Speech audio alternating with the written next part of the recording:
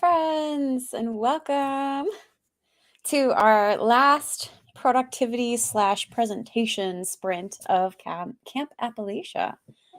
So I am joined with the creator, Kelly, or also known as Veronica King, and I will...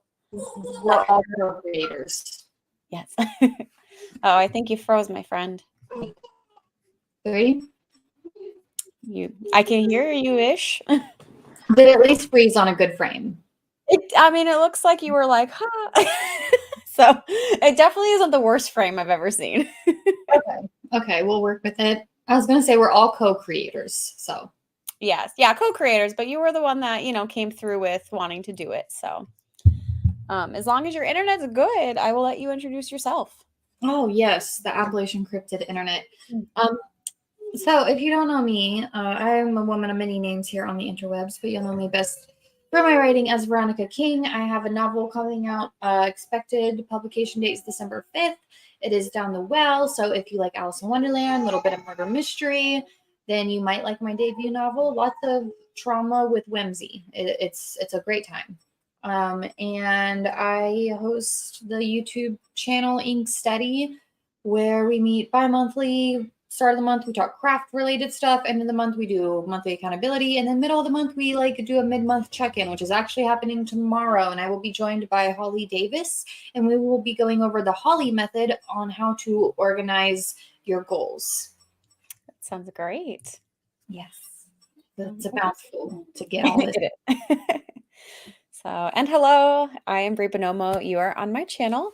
I am a fantasy, sci-fi, and horror writer under the name Brie Bonomo, and I may be debuting a pen name for romance, contemporary, and poetry in the near future. So I do kind of a bunch of things. I am also, in my professional personal life, a licensed professional counselor.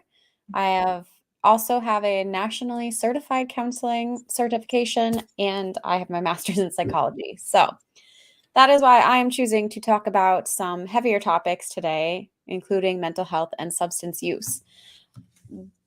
As we will find out, those factors disproportionately affect Appalachia.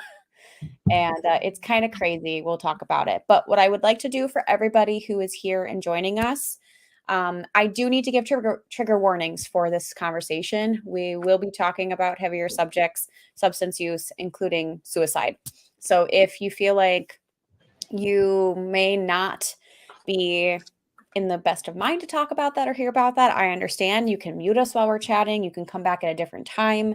I will also let you know which sections we're going to get into in between our writing sprints. So that way, if there's a specific topic you don't want to hear, you can mute at that point and then, come back when we are done. So welcome.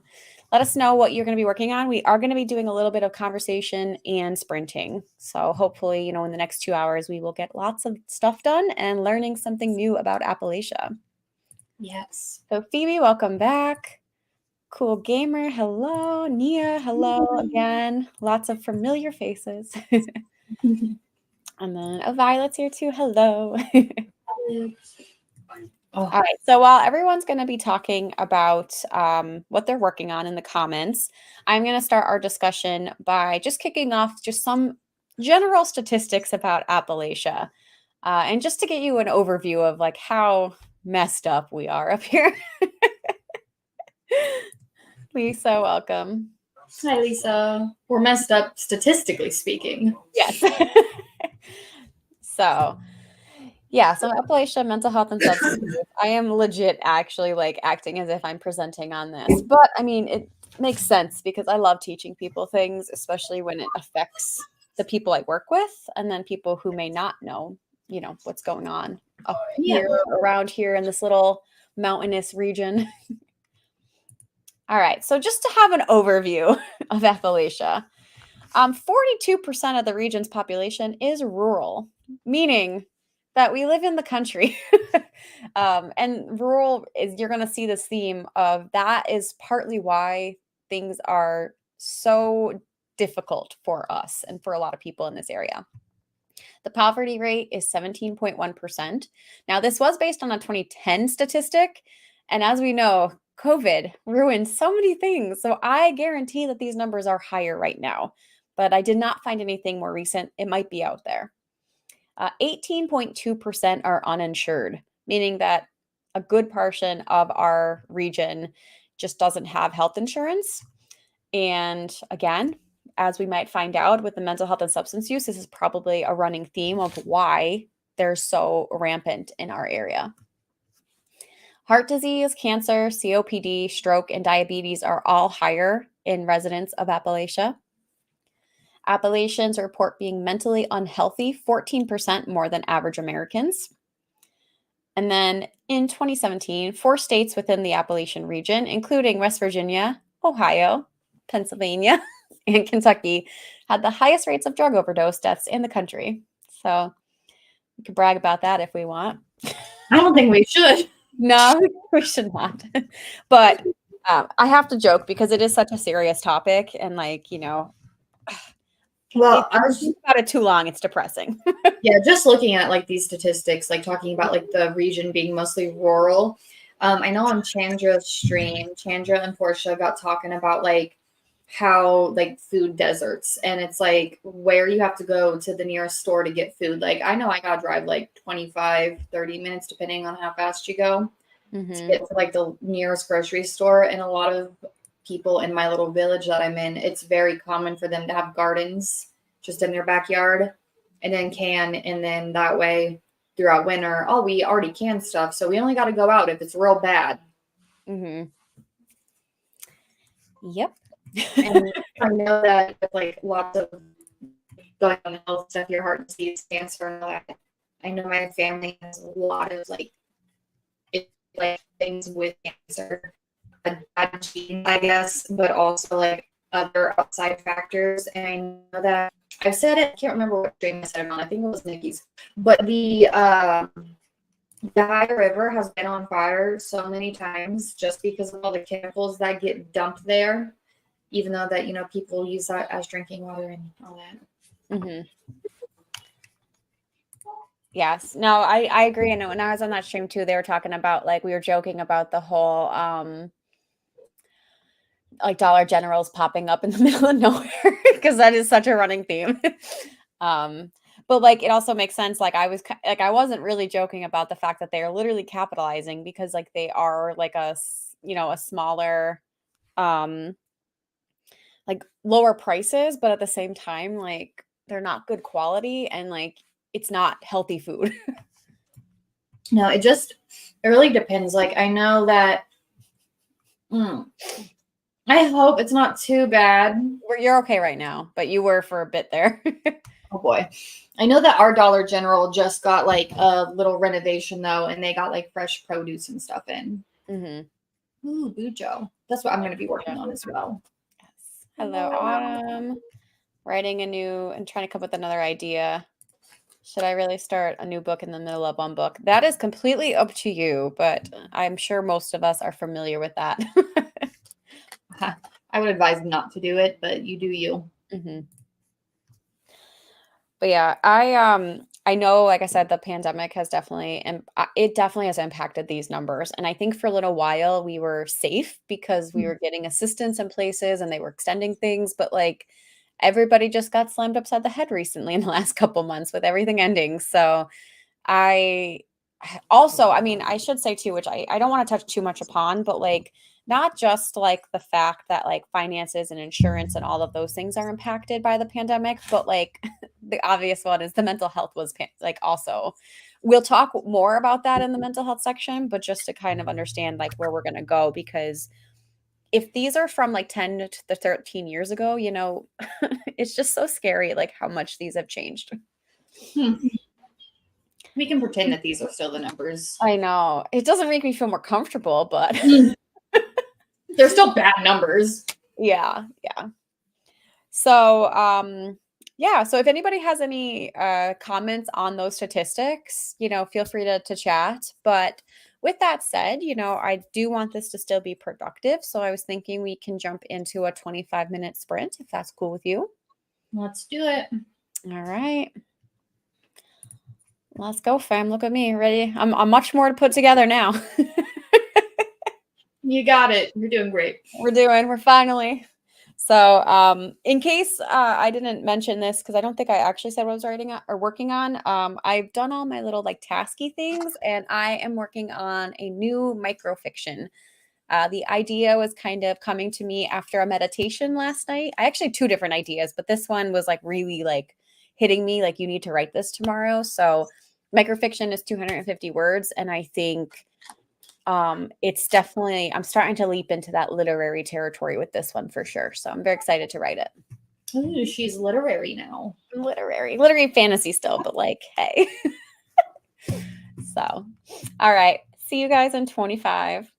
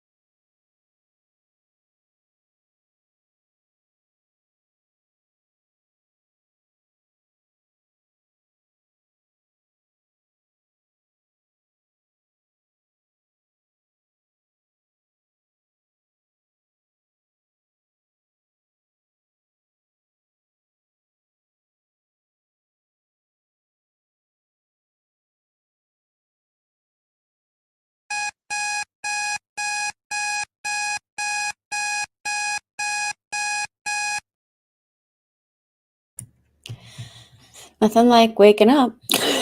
Yeah, It's terrible. I was gonna say, whenever I picked it, I didn't realize that I had that timer built in.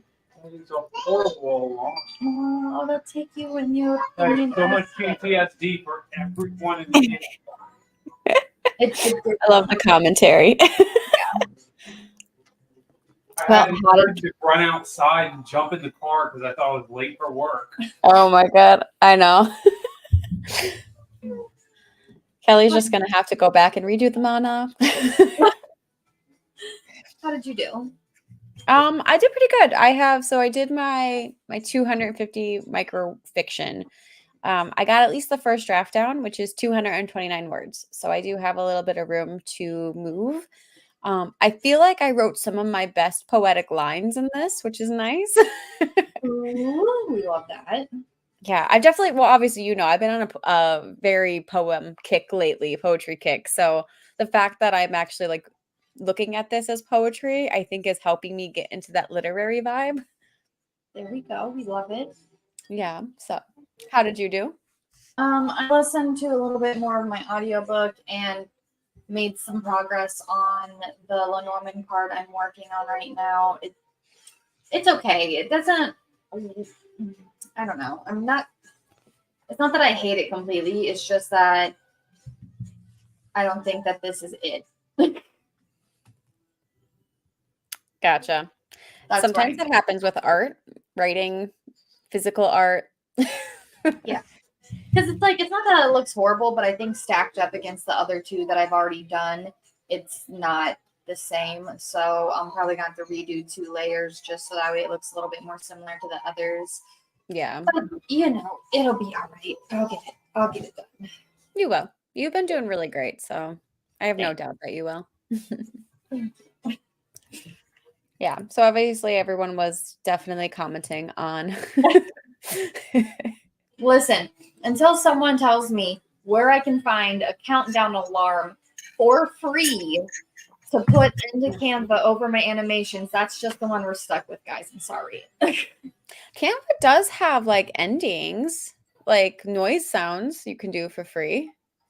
Yeah, but I don't know how to like put that in and then like not have the countdown, because the countdown's like a separate video, which is why it has like a weird background. Now I don't even think. Oh, I got you. Okay. Yeah. Okay. We could work on that. It'll get better, I swear. Working on what we got. Oh, you're cutting out again, my friend. Oh well. Just start listening. Don't worry about Robo Kelly over here. I'll just mute myself. It's like all right. Well, guess it's back to me then. So I was gonna say also last time I streamed, Zara like told me to put published author in my little bio, and you're over here with the book coming out in a month or 2 months, and you didn't even put your little thing under there. Bestie, whenever I came into the studio, there wasn't the option underneath like there normally is. You can add it now. Okay, I guess. Just go to your like picture there and do the 3 little dots, and it says edit name and headline. Okay. There you go. Got your back. God bless you. Thank you. God bless you. Yeah, danke. All right. So once you do that, we will dive into our next portion. So this trigger warning is going to be on substance use. So if there's any potential, like you want to skip it, then when I take down this, like my little screen share here, then we'll be done talking about it. So if you guys need to mute or come back, do that. Oh, I got you. Yeah, I would have said it even if you weren't here, because I noticed it while we were in that last sprint, and I'm like, yo, what are you doing? So, all right. So as we kind of got the overview, so now we're going to get more into the specifics regarding each little sector. So with substance use, the numbers are again outrageous. So as we can see here, this as the graph here is where drug overdoses are the highest. And as it said, deaths per 100,000 people.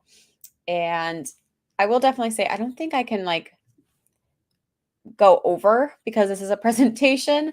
But I will say that the area that I live in Pennsylvania is quite one of the darker ones, which is not great, but it also is understandably living here because it always seems like it's so great where I live. So this graph at least represents that. And not that it makes me feel better, but it makes me say like, okay, like I'm not crazy. This is actually happening at higher rates.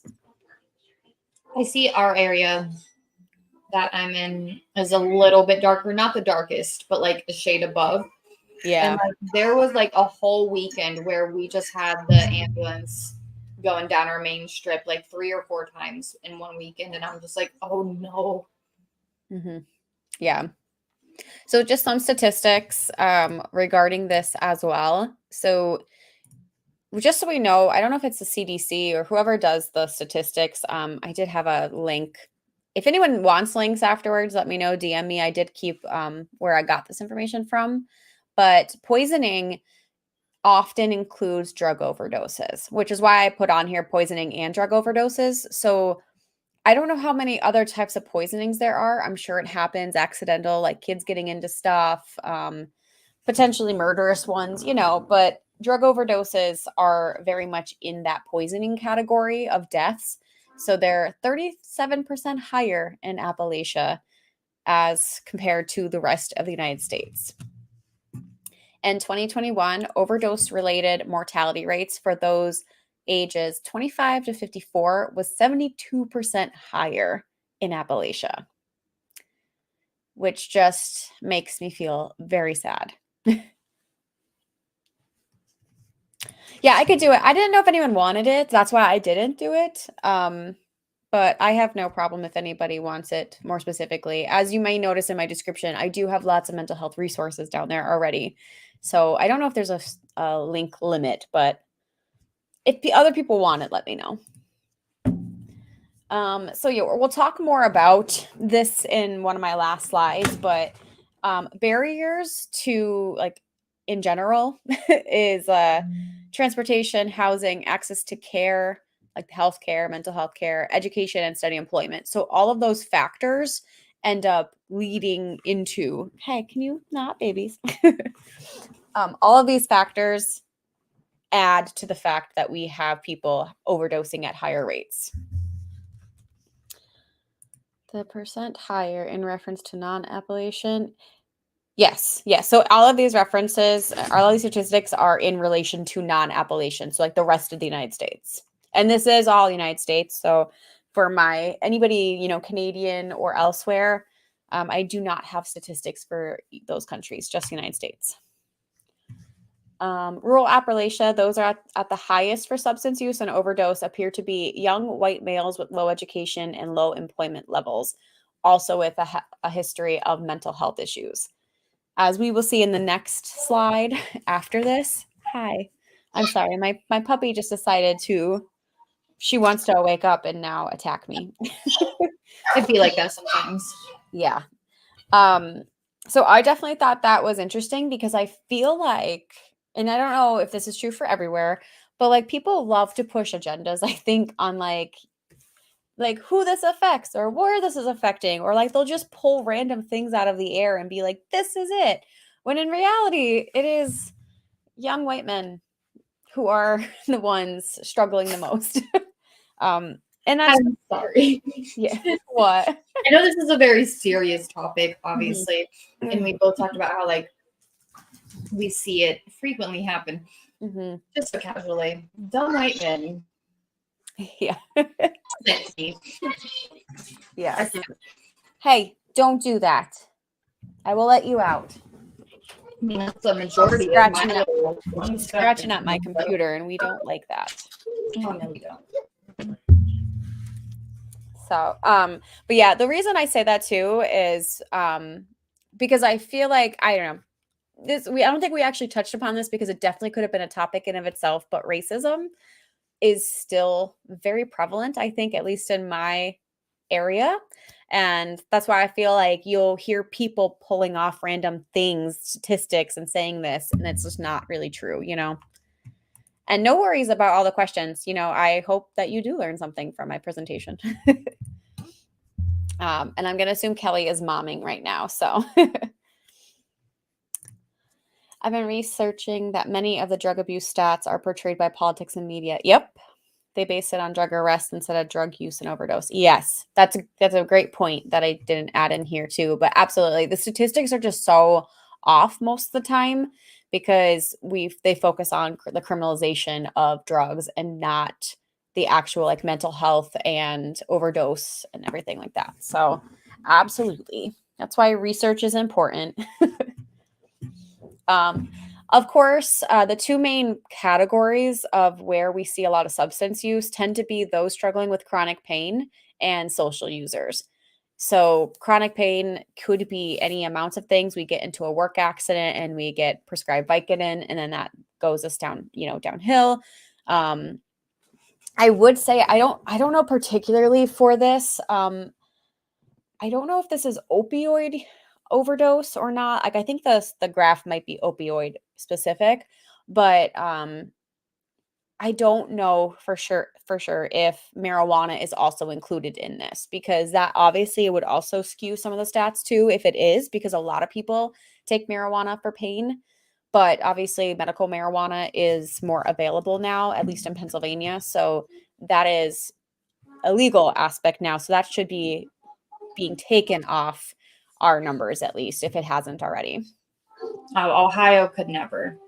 But as far as like talking about like the opioid, I remember the opioid crisis like hitting my area really hard. And even like as a kid, I remember like hearing the adults talk about it. And then now it's like everything's laced with fentanyl and you got to like be aware of that. Yeah, fentanyl overdoses could probably be another statistic that I don't know if they're getting to yet, but yeah, I have heard in my area and people I know who have had fentanyl poisoning overdoses, and it's just a shame.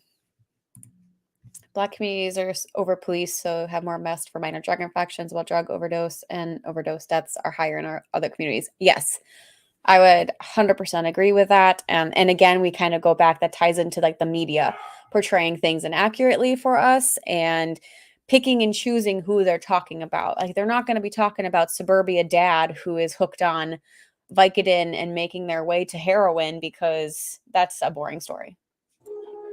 Yeah, the whole like racism thing at play again, where yes. Yeah. So obviously chronic pain, I think that is the most common way that people now know like how drug addiction can start, where like we have something, nothing else is working, we're not getting anywhere.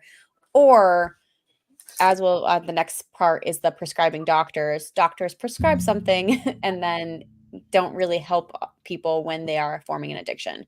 I think they're starting to, but there's still so many leaps and bounds we need to get to.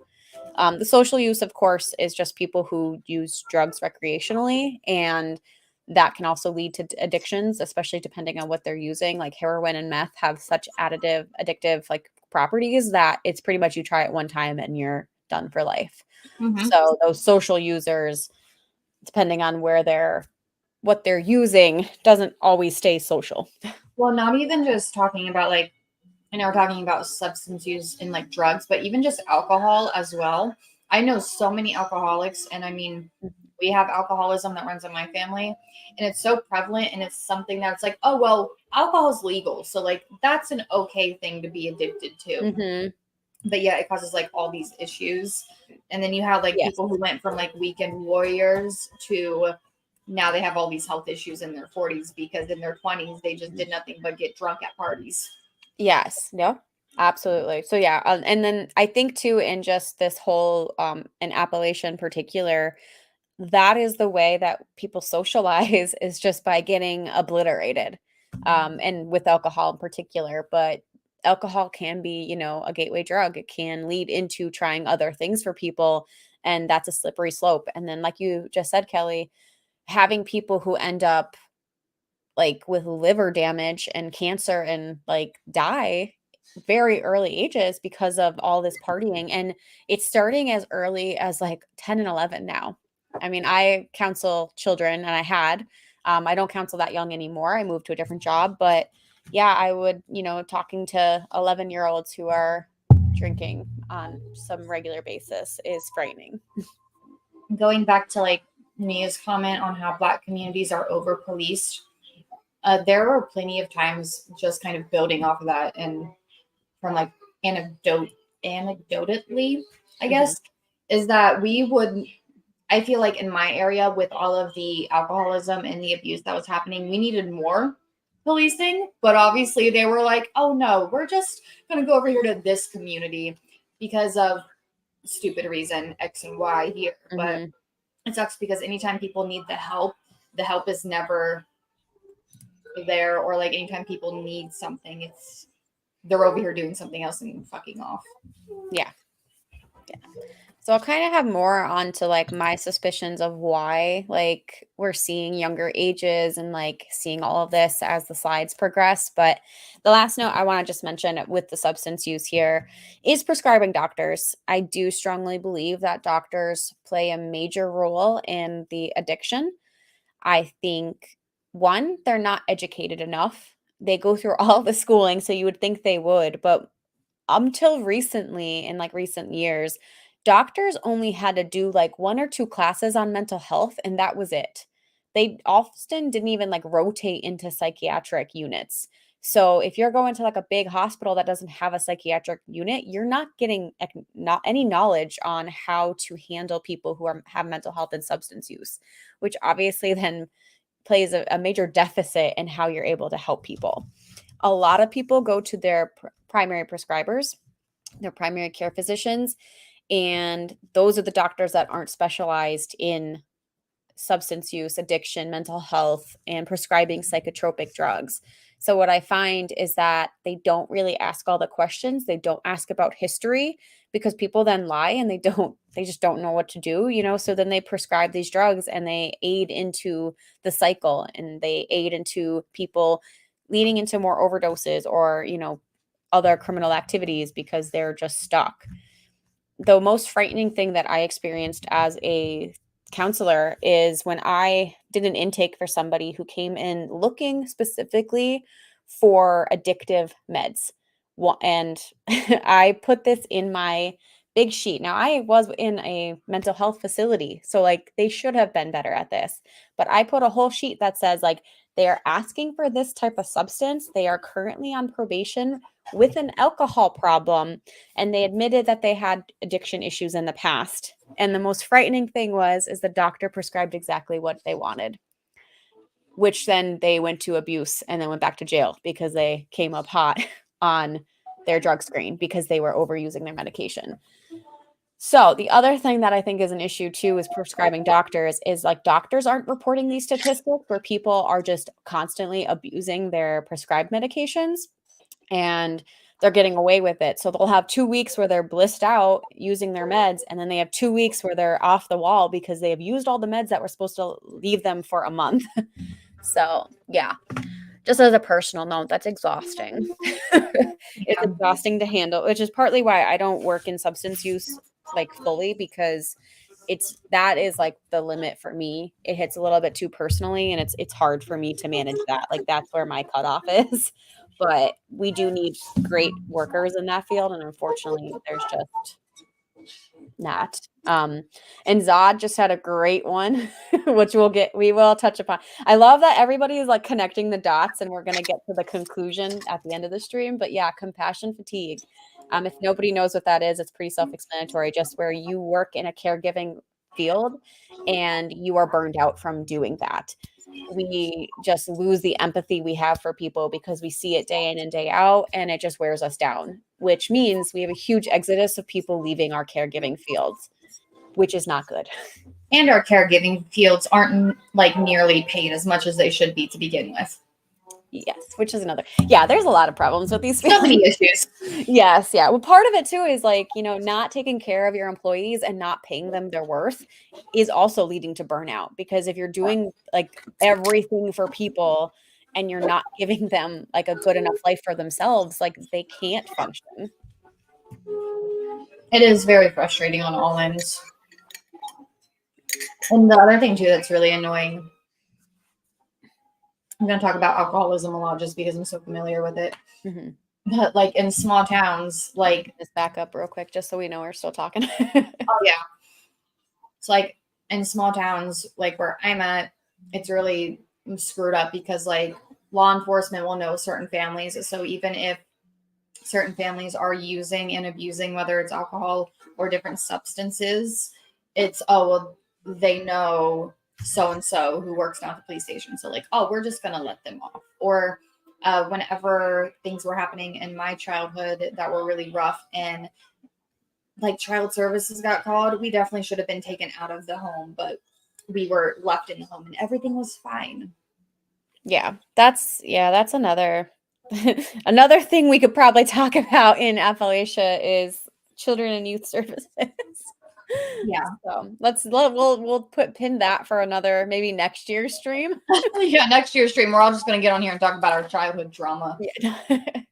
But yeah, it definitely is an issue, Zod. And I can only speak from where I work in my region in Pennsylvania, but it's a huge issue here where we are like the mental health professionals just aren't compensated. And even when people are good, I mean, I've seen quite a few of people that I respected in in like the mental health community that have left their jobs because of burnout, but also they did cite that pay was a huge issue for them.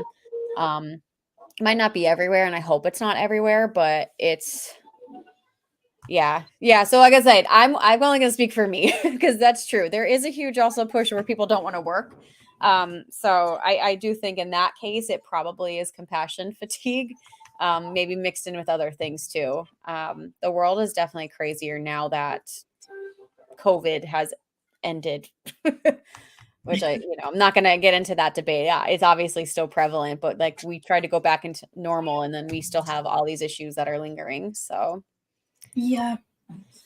When I had my leg surgeries, I was so nervous to even use the prescribed pain meds because of the high rate addiction. I probably forced myself off them faster because of it. Yeah. Absolutely. Yeah. That's why I said ended because yeah, it's obviously like people are back in the swing of like wearing masks again and it's never going away, but people want to say otherwise. But yeah, Zara, as far as your pain meds, like I understand that too, because even though I'm educated in the field and I've taken meds, like the one medication I was prescribed for my pain, people have said it's addictive. And I'm normally not somebody that takes meds, but obviously I was struggling a lot the last couple months.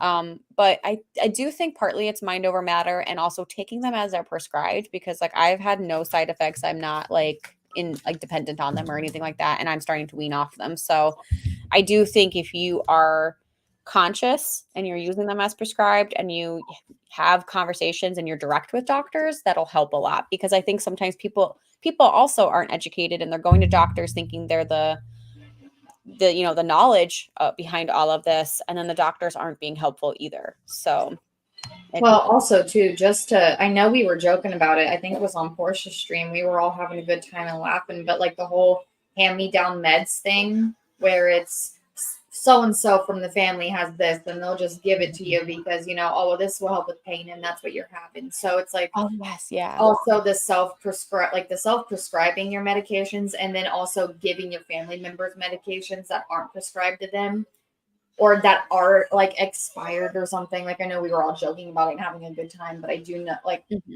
do know that happens. Absolutely, yeah. And yeah, just to wrap up this so we can jump into another sprint if everyone's good with that. But yeah, absolutely. Sometimes even when we're not, and even when we do get paid our worth, that stress and the harm to the people in that position is obviously very high. I could have also made another I could talk about mental health all day long because this is what I've done for so long. But caregivers, mental health professionals, hospital staff, like we can also get vicarious trauma, meaning that listening to your trauma all day can also then traumatize me. So that is something that's been more emerging and we've been having like lots of discussions in the field about, but that is also significant. And if you are constantly exposing that like yourself to that, and often people do more hours than they probably should for their own mental health, pay might play a factor into that.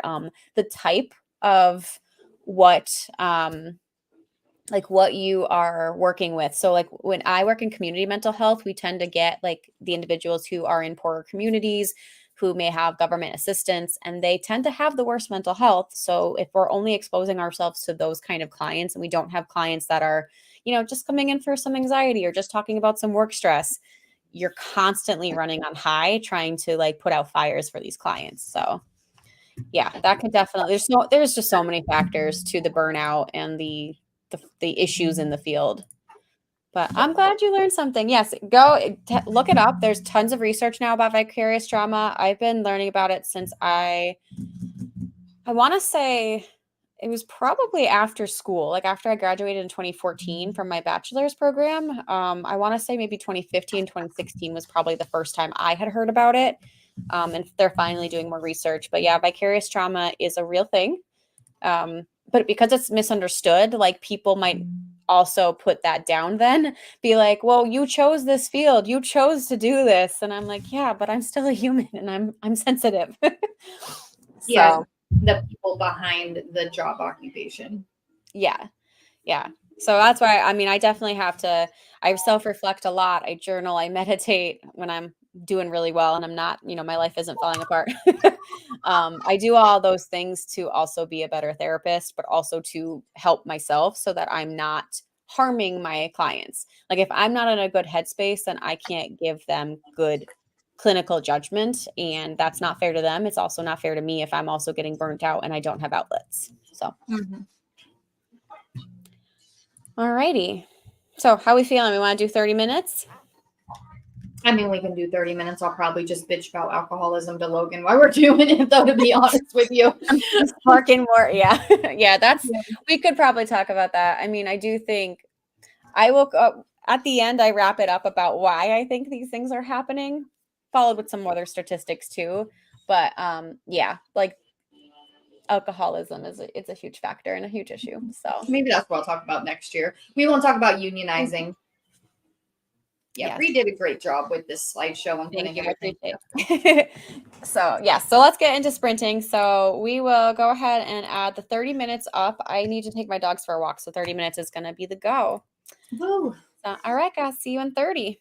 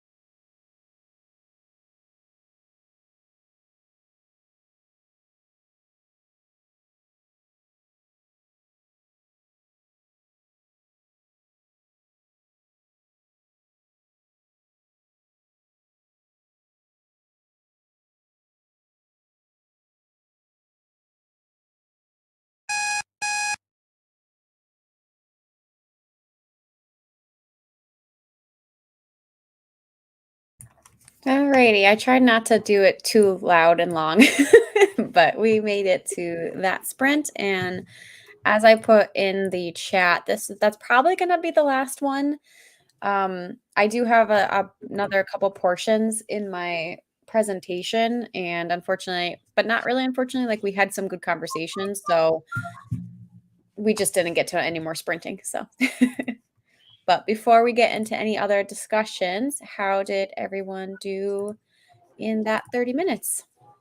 I got some snacks, watched a YouTube video, mommed, and started another card. So Very nice. That sounds a pretty good sprint for you, actually. yeah, I mean it's a go, and I'm thinking after the stream's over, excuse me, Logan and I are going to do some stuff together, but obviously Sunday I'm streaming, and then Monday is just work for the next 2 weeks, and then Nano, so I got to buckle down on shit. Yeah, I gotcha. I put stuff away and like cleaned up a little bit, but I really just got mad at my dogs for 30 minutes because I have tried to get them outside for 30 minutes and they ran away from me the entire time. And then when I sat back down here for like 3 minutes left, they were like, "Oh, we're gonna whine again." So I love them, but it's like, why can't you go out when I want you to go out? I mean, it does be like that sometimes. I know with the girls, it's like I'll be in here working. No one will be on screen with me. I'll just be doing my own thing. They don't care. But as soon as I'm talking to someone else, they want to be all up in my business. Yeah. Yep. So, let's see. Zah did pretty good and wrote a paragraph. And Zara didn't do much editing, but some other important stuff. And that's, as you said, that's important. So glad you got some things done. Yes.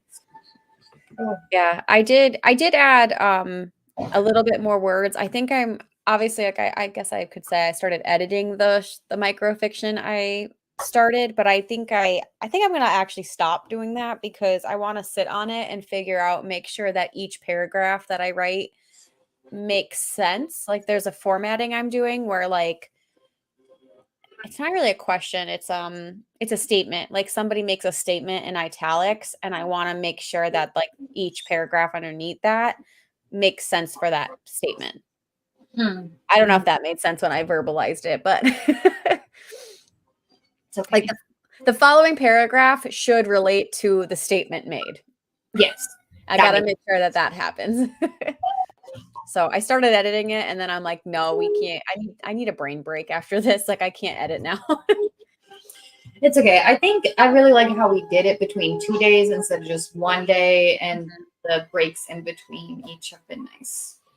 Yes, I agree. So, and I think we had enough streams as well. Like it was good and informative, and everybody kind of had their own little thing to chat about. But it also like we still got to be productive. So,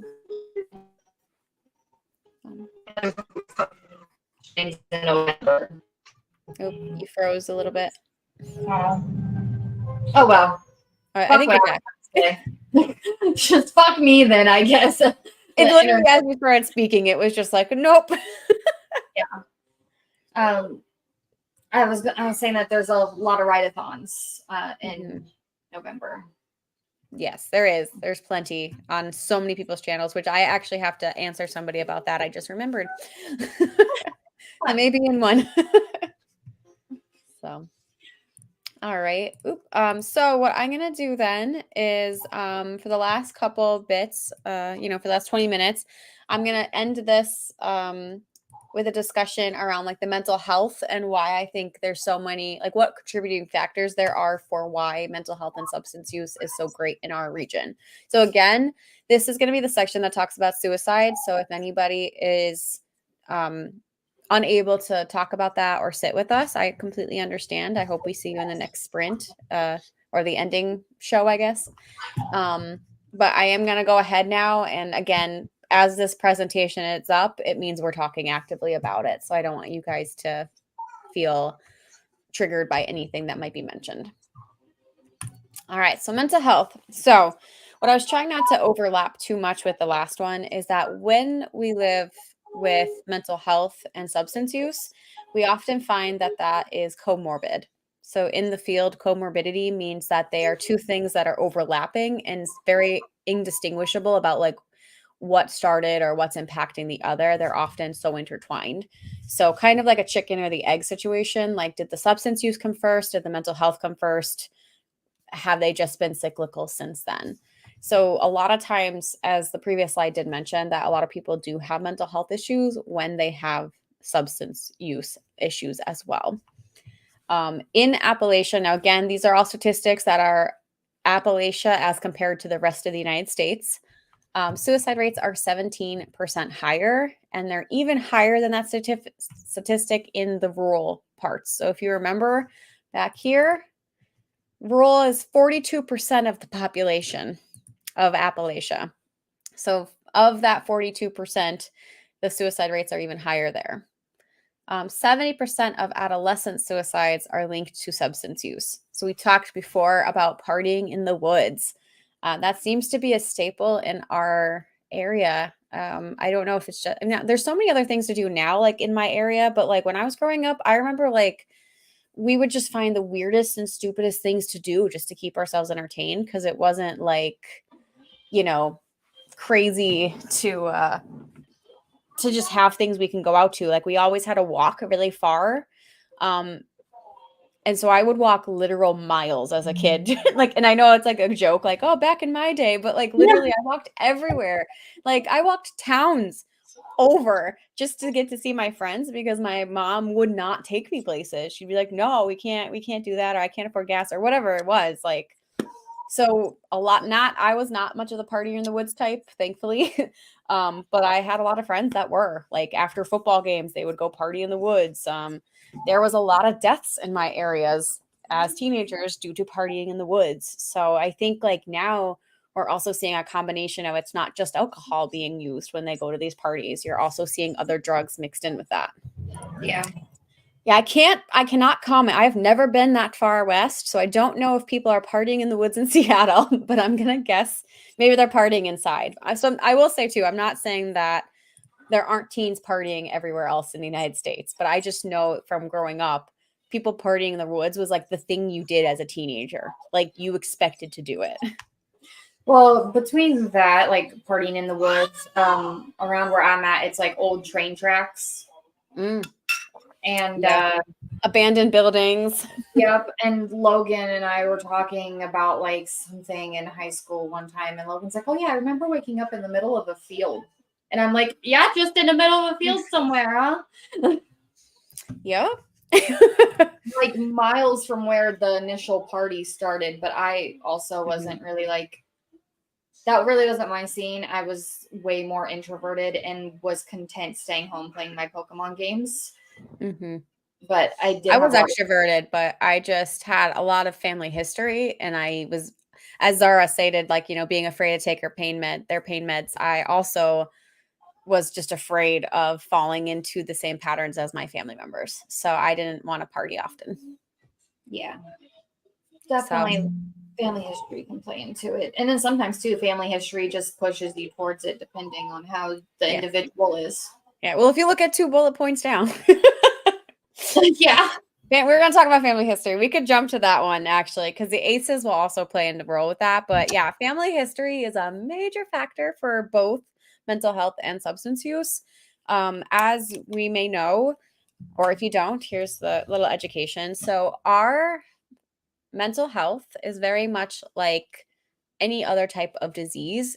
You have more likelihood to have a family history of mental health, similar to having a family history of cancer or other medical issues. So if you have, you know, great grandma was bipolar, then there's a good chance that, you know, if it's not the child, then, you know, mom is, or I am, or what have you. So it does tend to pass down in our genes. And similarly with substance use, we also see patterns of substance use and mental health being in a lot of families.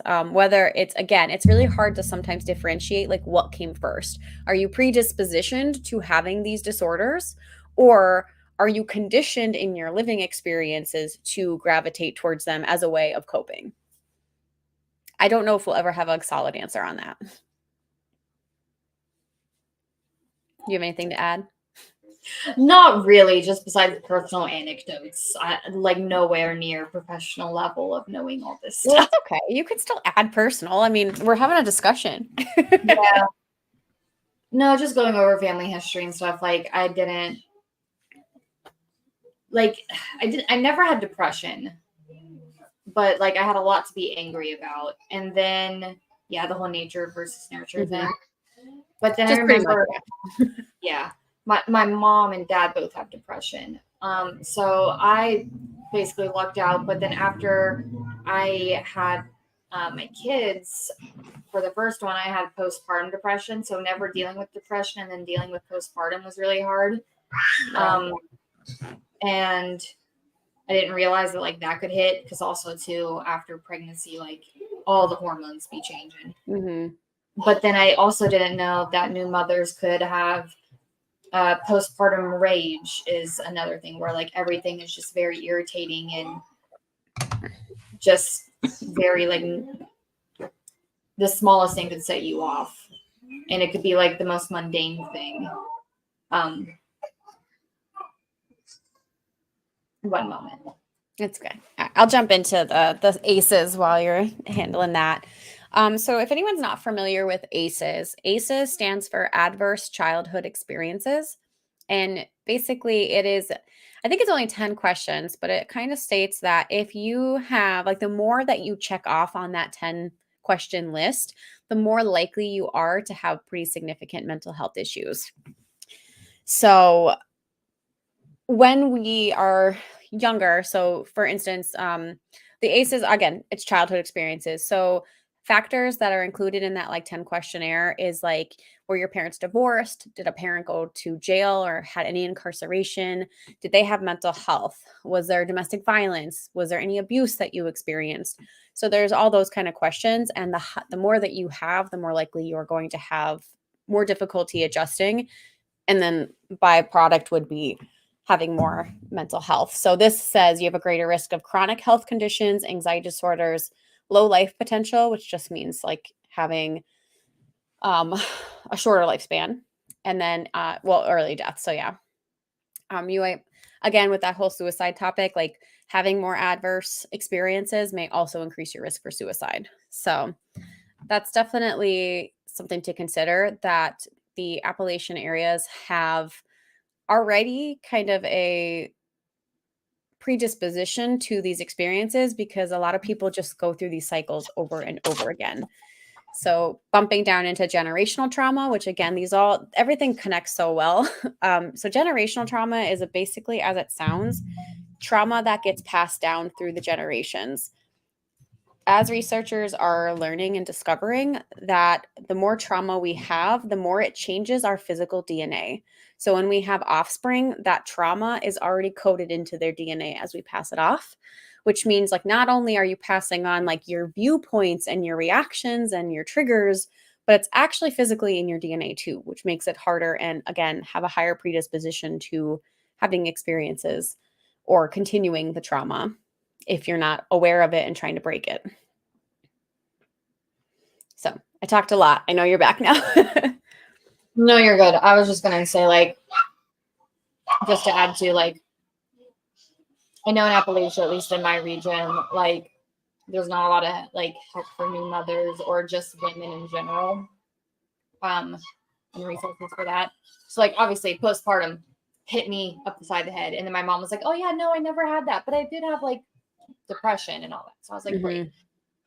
But moving from that to this now, talking about generational trauma, I think people in our like area of like just Appalachia in general, we go through life just getting by barely or just like surviving, that no one really gets to live and experience like quality of life, because the quality of life typically is lower.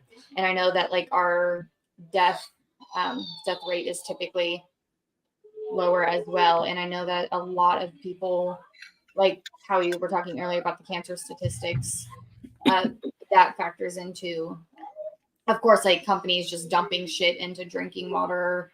Yeah. The substance use, all of that.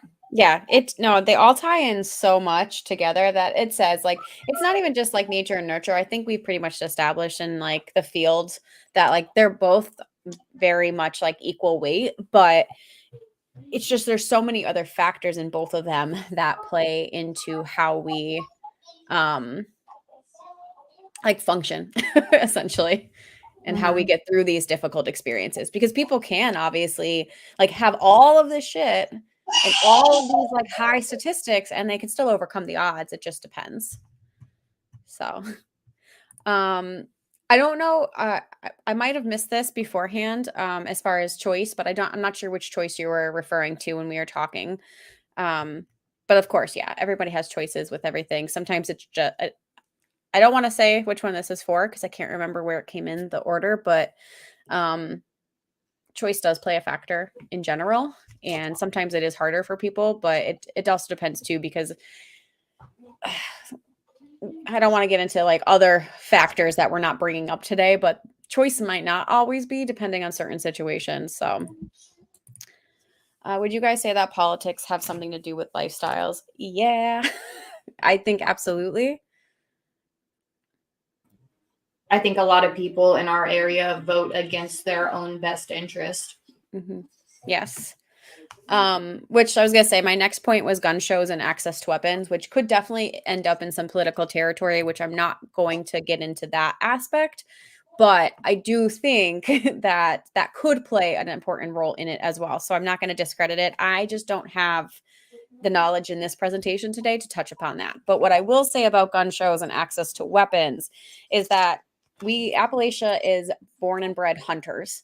So there are a lot of access to weapons, and mostly because it's a norm, right? People go out hunting. It's pretty established that like, that's a season. As I mentioned in my earlier stream, that we have we get the Monday after Thanksgiving off for hunting season here in Pennsylvania, which is not the norm other places.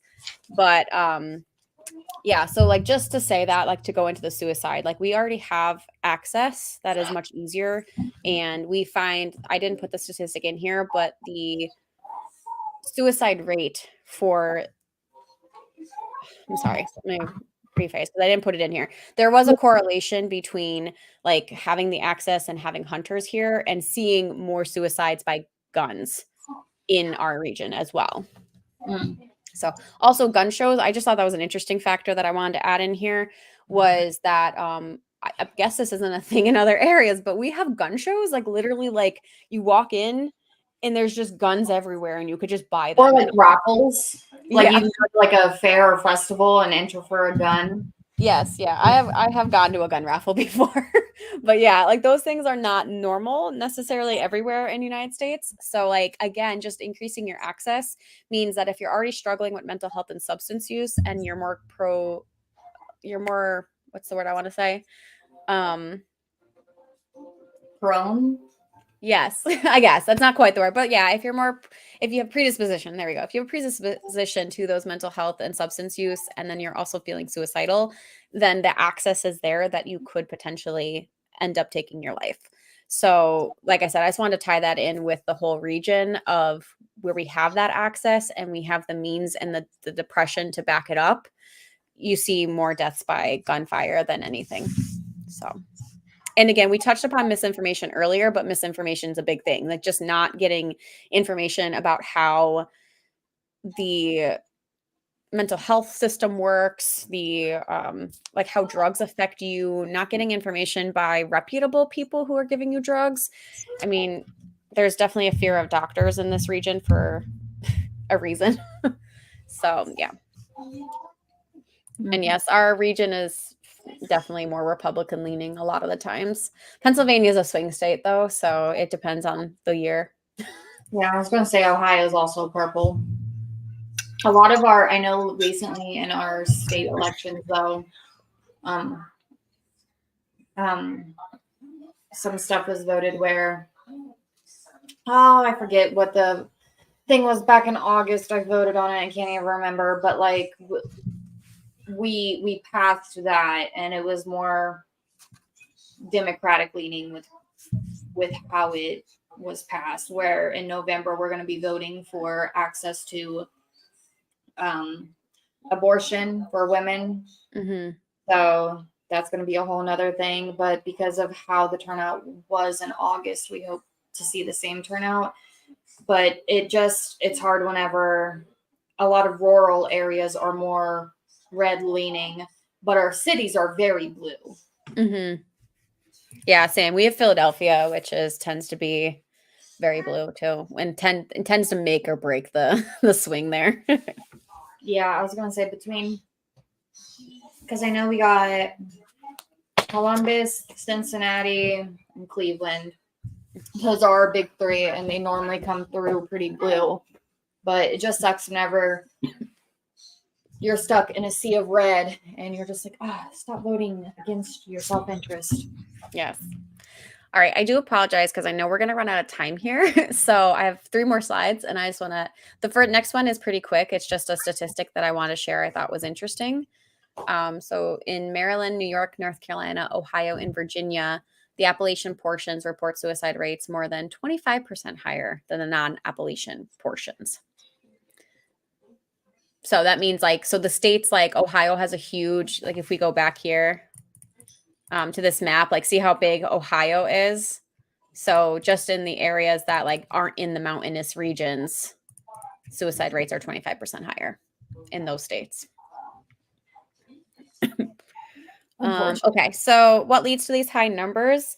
So we kind of touched upon a lot of this, but in our region, we have a lot of labor intensive jobs. So we come from the coal mining industries, the manufacturing, logging, anything like that. So having more intensive jobs lead to more work-related accidents, which then leads to having higher rates of addiction when you're getting prescribed medications to help with the pain. I definitely said already, isolation in rural areas just limit access. So it limits access to your healthcare and mental health care. It, limits access to knowledge, to having the resources like other community centers and things like that. Again, think about the party in the woods. Kids didn't have things to do. So what would they do? They would find fun, and that would lead to parties in the woods. Access to transportation is also an issue. There's transportation shortages in my area because we're just small. We have one bus that runs. Taxis aren't really a thing. Ubers are starting to pick up, but we just don't have the availability to get to all of these resources. And when we do, the bus system, people either can't afford it or it only has certain times. Our bus systems do not run overnight. So that definitely, and then people are coming late to appointments, and then they're getting, passed over because the bus system was late or whatever. So lots of that. I already kind of said shortage of mental health workers. So I believe this was, again, 2017, and it was per 100,000 residents. It was 35% lower than the national average for our mental health workers. And there probably is a ton of reasons that go into that, but we just don't have the manpower to help. And then COVID probably doubled those numbers. We are seeing at least in where I live, we're seeing so many more people demanding therapy services, which is great, but we don't have the therapists to attend to everybody. Lack of jobs in the areas. Again, if we're rural, kids might not be able to go out and get jobs. Their parents can't transport it. They all kind of flow into each other. Cost of treatment is too high. The insurance ends too soon. So I know with rehabs in particular, rehabs don't want to pay for you to stay. So they'll you can get recommended to be in a rehab for 3 months and you get kicked out after 15 days. So, I'm sorry I'm talking so fast, but these are absolute realities that are true. And it's probably not just true for our region with the insurance, but we again see that system making it harder for Appalachians to overcome all of this. Just some beliefs that have been withheld in our society. So strong beliefs of independence and skepticism of outsiders. They don't want to trust people. They don't want to go to these new doctors. They don't want to talk to people. So they're not going to, and then they're never going to get over those problems. Whew, I'm getting tired here. Aggressive marketing of prescription pain medications to physicians. I get free meals sometimes 3 times a week at my job because marketers come in to prescribe pills. So it is very aggressive. Like, I love the free meal. I don't stay and talk to them, but we just call them the drug reps. The drug reps brought food today. But I'm sorry, I'll take the food. Yeah, but this is a weekly thing. So drug reps come in every single week, multiple times a week, give us food, and then want us to talk about what this new drug is going to be. So it is very aggressive. And then we see, you know, that's not to say all the ads and everything that are out there also pushing drugs. And then lack of funding, you know, just to end it. Lack of funding plays a huge role. We just don't have the funds to have the full care in our mental health system. I have something to add to the lack of funding. Mm-hmm. 1 moment. Okay. While she's doing that, we could come back. But I do want to just say that we have a ton of resources that are national. These are all in my description. So if you guys ever need any support for anything, whether you are in an Appalachian state or not, all of these lines are for the United States, with the one exception of the one trans Lifeline. I also have a Canadian number, but in the United States, you know, if you guys need assistance, there's websites, there's text lines, there's hotlines, and I just want you guys to be safe and healthy. So please utilize them if you need to. All right. I'll wait for Kelly to come back. Oh, look at that. That was good timing. Yeah, I'm back. Just to go off the lack of funding, whenever I was in college, that's whenever. Yeah, Sorry, I was just popping them up to get going because I know we gotta end. So yeah, no, you're fine. I remember I was reading that comment and I'm like, oh, that's shitty. Yeah. But whenever I was in college, I was a part of this Appalachian seminar group, and because we were all education majors, which was unique for the seminar groups that would all go from like all these different regions of Appalachia, go to DC and basically talk about why the government should give our school more funds versus the other schools. So it was like kind of weird in that sense. But because we were all education majors, we were talking about how underfunded our public education system is here and how we need more resources. And we went, it was just crazy. But we wrote like a little booklet on it, and that was technically my first published work. Oh, I love it. Yeah, like my first published work was like, oh yeah, please give my poor Appalachian area more funds for education, because again, we could education is probably another thing. There are just so many, like, I didn't realize until doing research like how disproportionate Appalachia is to the rest of the United States. Like, it's wild. But lack of funding does play huge roles into the substance use crisis, into mental health resources, into school systems. And like, I just left the school system that was a very poor area that has all of these issues.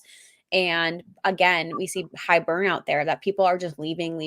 And the people who are left are like, I'm just going to say it. They're racist. They're older. They have very conservative views. And like, their population is very like mixed. You know, we have like, you have your Black population, you have your Hispanic population. And when you have these older people who are not changing and just waiting for retirement, they're not helping the situations that these kids are going through. So, and then they don't have the funds to give programs to help these kids out. That's what Logan and I were talking about in our area. It's like we're getting ready to leave, and then we see all these really awesome things happening in our area recently. Like there was like an ice rink that was just put in, which is, so that's like very exciting. And Logan's like, yeah, just as we're about to leave, we have more people moving into like the city that's closest to me, which is like a half hour away. So we're having like a little bit more diversity. And Logan's like, oh yes, just as we're getting ready to leave. Yeah, never fails. But I am glad. I do think on a positive note, there are changes slowly happening. And I think with each generation that keeps coming up, you know, I guess one positive of social media is that awareness is increasing so much more. So being able to have access to this information is going to be a huge help. So stuff like that, you know, I said the same thing. Like there's a lot more to do now for kids than there ever was when I was growing up. And I'm so happy. And I'm glad that these kids are actually utilizing it. Like, not all of them. There's still, you know, the kids that are partying in the woods and breaking into houses and doing things that aren't great, but it's a start. And I hope that it just keeps getting better. It's also nice too, because like being in a rural area of Appalachia, it's so isolating from the rest of the world. that you just think, oh, well, everything that I'm experiencing, this is what the normal is. And then all of the like outside politics and events that are happening in the rest of the country, it's just like, what? No, that can't be. Yeah. So it's just access to that, and then like making friends that live outside of the area is really nice. Exactly. Well, I know that we have our final stream to close out coming up. I think is it at 5:30? Did Portia go live already? I don't know. I'll have to look. I didn't know if we were still doing the ending closing ceremony. Oh, I thought we were. Well, I guess we could just end it then. I didn't our ending stream. Hold on. Look at how organized we are. I don't know, to be honest. Now I'm gonna check the playlist. No, I guess there's not one after me. So yeah, I was gonna say you were the last one, and I haven't seen anything else pop up in the group chat. So I think this was it. This was the last one, and this is the closing. All right. Well, thank God. I was like afraid that I'm like, we're gonna have to bump out to another one to close it out, but okay. Yeah, I do. I love living in a small town in some ways. And I actually want to move back into like more of a country or setting than I'm at currently. Like that's our goal. Our 3-year plan is to move where we have no neighbors. But pros and cons. It takes me one. Yeah, no, I would never miss it. I would never want that. West Coast has some crazy traffic patterns, and I get mad when I'm 10 minutes delayed. Yeah. I don't want that life. So well, I hope this was educational. Like I said, I'm a licensed professional counselor. I do this for a living. I am in the thick of it. I'm practicing as a counselor right now. So if anybody ever has any questions, you can DM me on Instagram and I will try to answer as my life lets me. But I would always be happy to send educational resources or, have a conversation. And like I said, if you guys ever need any assistance, please utilize the resources I left down below. They're great places to start, and you never know where you might lead if you need something more specific. Those are pretty general ones, but there are more specific ones out there. Let's talk about something lighter next time. Yes, I am definitely. I mean, I do like as far as my art goes. This is about as artsy as I get, but that's what I did in our first stream. But Kelly can talk about art next time on a happier note. Oh yeah, artists of Appalachia. Well, I think that the whole thing is that we were really wanting to educate people about like the mountain and all of her people and the things that we live with on a day-to-day. And we barely scratched the surface. I mean, we didn't get, not that I don't think we had anybody who was an Indigenous, but like that could have been a whole topic. We could have talked about racism. We could have talked about politics. I mean, how like crazy do we want to get on YouTube? But I think next time it'd be fun to, because I really liked how Portia kept it writing centered with talking about Appalachian poets and storytelling in the mid-Atlantic region of Appalachia. I thought that was really cool. I know with mine, I talked more about unions and the importance of unions, and that was like to tie in with what was going on with the Writers Guild and SAG-AFTRA. Yeah. Well, I'm glad we had a good variety anyway, but I definitely think talking about art and writing and, because Zod mentioned October Sky, and I love that book, actually. That was one of my favorite books I've read when I was in school. So like literature in Appalachia, set in Appalachia would be great. Mindy McGinnis is also a great author who writes about Appalachia. She lives in Ohio currently.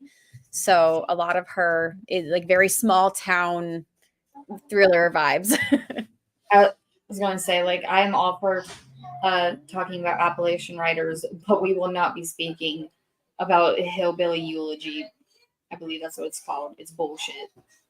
Don't even know it, so I'm not going to read it. Good. You shouldn't. No one should. I'm still mad about it. Yes. Well, glad you were able to join us, Nia. So with that said, thank you guys so much for joining my stream, for joining any of the other streams. Thank you, Kelly, for deciding to reach out to all of us and include us in this write-a-thon. I'm glad we had some good discussions and some good writing sprints and productivity, and I look forward to joining hopefully again next year. Yeah, well, hopefully we'll be able to do an annual thing. Yes. So I'm just going to do a quick outro so we can get going. But hey, yep.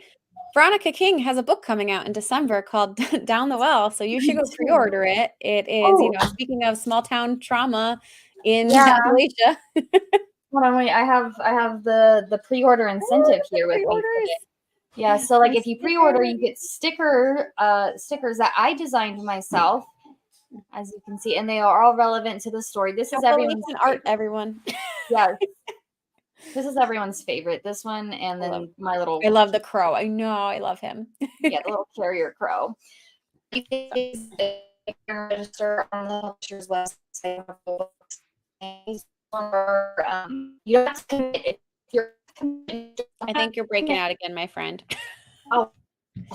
But basically, I think what I picked up is inimitalbooks.com. You can pre-order there, and then you can submit your receipt in order to get the stickers. Exactly. And the stickers, you don't have to commit to one spot. You can move them. They're vinyl. Perfect. Yes. Oh, I love that, actually. And I'm Brie Bonomo. I am a writer, and I have a short story coming out in 2 weeks on October 24th on Havoc. It is a flash fiction thriller, and it'll be free that day. So if you're interested and you want to follow me here on YouTube, I will post the link when it is available, and I'm very excited to share it. So thank you guys. And you have a short story. And I do. I'm not talking about that. You guys, I've had a journey. You can come follow me if you want to know all my good things. So I've been sitting for a long time. I got to get going. You're like, I'm done, girl. Okay. Yeah, we're good. We're good. Bye. Thank you guys. Until next time. Bye.